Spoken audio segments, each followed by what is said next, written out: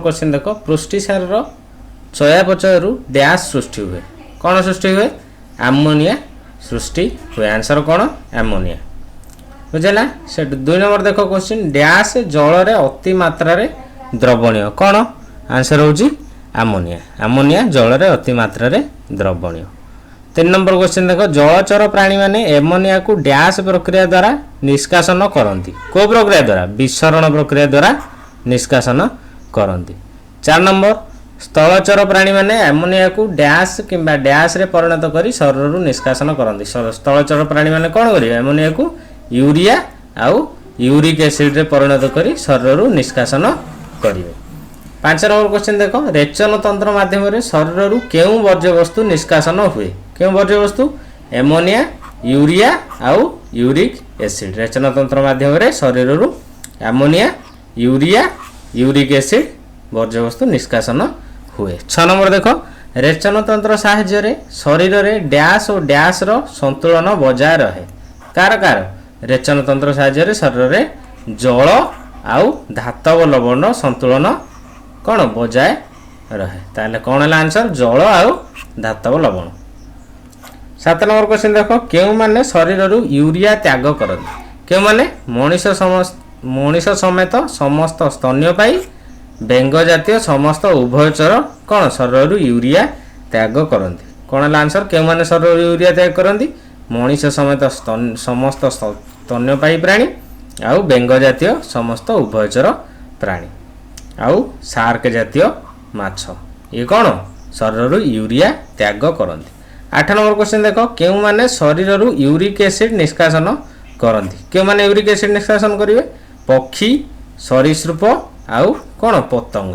एमाने शरीर कौन यूरिक एसिड निष्कासन करती यूरिया किए त्याग कले मनीष समेत समस्त स्तन्यपायी प्राणी बेंग जातीय समस्त उभयचर प्राणी शार्क जातीय माछ एमाने यूरिया त्याग कले यूरिक एसिड को माने कले पक्षी सरीसृप आउ पतंग बुझेला नेक्स्ट देखिया देखो 9 नंबर मेरुदंडी प्राणी मानकर आमोनिया डैश रे प्रस्तुत हुए कोदरे प्रस्तुत हुए जकृत रे प्रस्तुत हुए यूरिया रासायनिक संकेत कौन NH2CO NH2 यूरिया रासायनिक संकेत रक्त वर्ग केतटी 4टी यथा कौन कौन AB O रक्त वर्ग प्रथमे किए आविष्कार करथिले किए कार्ल स्टेनर प्रथमे रक्त वर्ग आविष्कार करी 1930 रे नोबेल पुरस्कार पाइथिले बुझेला किए आविष्कार करथिले कार्ल स्टेनर हृत्पिंडर संकोचन जनित चाप को डैश चाप और प्रसारण बेलर बलका रक्तर चाप को डैश चाप कह जाए कौन गोटे हूँ सिस्टोलिक चाप आ गोटे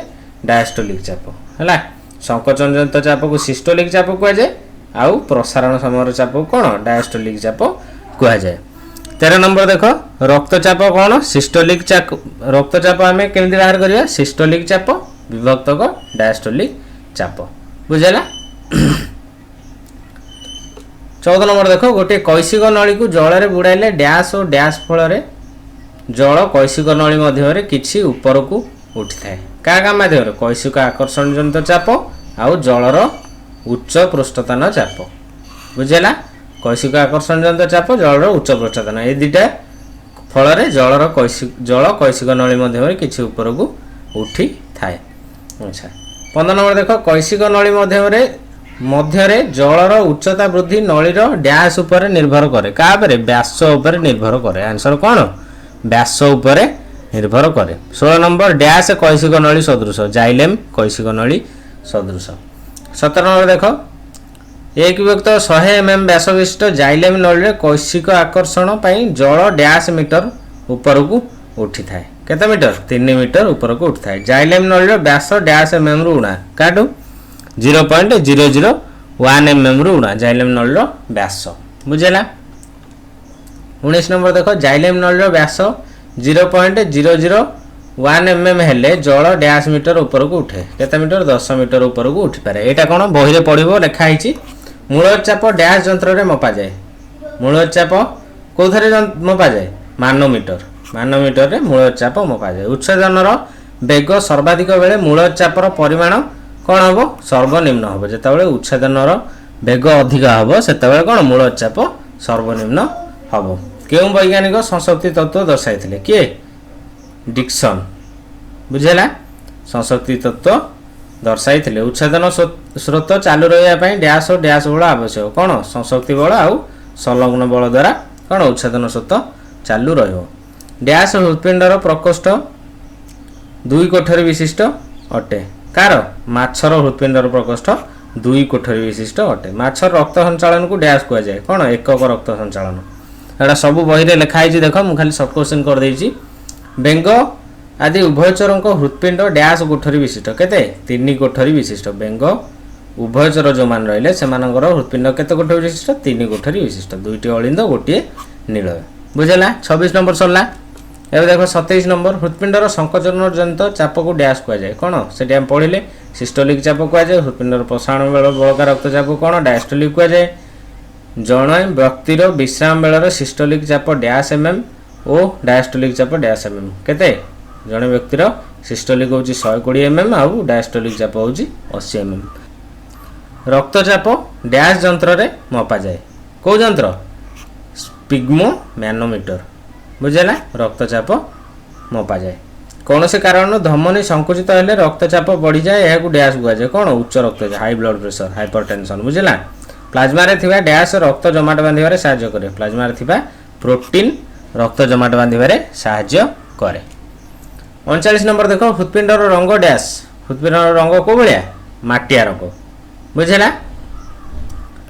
शिरा रे एक विशेष धरणर डैश थिबारु रक्त शिरा मध्य रे पछकु फेरे नाही कौन कपाटिका थिबारु एवडा हम पढि चाचे सब कपाटिका थिबारु कौन से आउ पछकु फेरी पारे नाही। क्षत टिश्यू और अणुचक्रिका वायु संस्पर्श रे आसिले क्षत स्थान रे डैश तैयारी हुए कौन थ्रोम्बोप्लास्टिक रक्त किपर जमाट बांधे देखियो ता देरे अछि एवडा सब हॉट क्वेश्चन। शरीर क्षत न हेले डैश सृष्टि हो नाही कौन थ्रोम्बोप्लास्टिन सृष्टि हुए नाही। रक्त रे थिबा डैश रक्त जमाट बांधिबा को दिए नाही कौन हिपारिन रक्त जमाट बांधिबा को दिए नाही। जोक लाळ रे थिबा रक्त डैश जमाट बांधिबा को दिए नाही कौन हिरुडिन हिरुडिन जोक लाळ रे थिबा हिरुडिन रक्त जमाट बांधिबा को दिए नाही। डैश और डैश लवण रक्त जमाट बांधिबा को दिए नाही कौन सोडियम ऑक्सालेट और पोटासियम ऑक्सालेट। इंपोर्टेंट क्वेश्चन दा डैश और डैश लवण रक्त जमाट बांधिबा को दिए नाही को दिटा लवण सोडियम ऑक्सालेट गोटे पोटासियम ऑक्सालेट गोटे बुझेला। अच्छा 46 नंबर देखो उद्भिदर वायवीय अंशरु जलीय बाष्प आकार रे जलर निर्गमन को डैश कह जाए कौन कह जाए उच्छेदन कह जाए। 47 नंबर देखो डैश जो उद्भिदर तापमात्रा नियंत्रण हुए उच्छेदन जो उद्भिदर तापमात्रा नियंत्रण हुए। उच्छेदन जो मृत्तिका को डैश और डैश मूल बाटे प्रवेश को अग्रभाग को जाए कौन जल आउ धातव लवण। उद्भिदर केउ अंश दे उच्छेदन हुए कौन स्तोम त्वचावरण बातरंध्र दे उच्छेदन हुए। वायुमंडल को मोचित होउथिबा जलर 90% स्तोम दे निर्गत हुए। अच्छा केते परसेंट ताले स्तोम दे निर्गत हला 90% एटा आंसर लिखि देछि 90% स्तोम दे निर्गत हुए। शरीर रे डैश अंग O2 संग्रह करे किए फुसफुस O2 संग्रह करे। मनुष्यर परिवहन पई डैश प्रमुख माध्यम 52 नंबर कौन मनुष्यर परिवहन पई डैश प्रमुख माध्यम परिवहन पई किए प्रमुख माध्यम रक्त बुझे। 53 नंबर देखो जने व्यक्ति शरीर रे डैश किलोमीटर लंबर रक्त वाहिनी अछि केते किलोमीटर 96,000 रु 1,60,000 किलोमीटर लंबर रक्त वाहिनी अछि। 54 नंबर आबद्ध संचालन किए दर्शाइथिले किए विलियम हार्वे। हृत्पिंडर लंब डैश सेंटीमीटर और ओसार डैश सेंटीमीटर लंब केते 15 सेंटीमीटर ओसार 10 सेंटीमीटर। हृत्पिंडर ओजन डैश ग्राम। 56 नंबर कौन हृत्पिंडर ओजन केते 130 रु 140 ग्राम।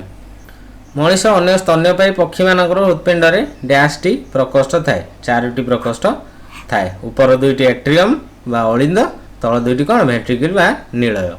अच्छा 58 नंबर देखो बाम अलिंद सहित डैश रक्तवाहिनी संयुक्त कौन फुसफुस शिर। बाम नीलय सहित डैश रक्तवाहिनी संयुक्त कौन महाधमनी। 59 नंबर सरला।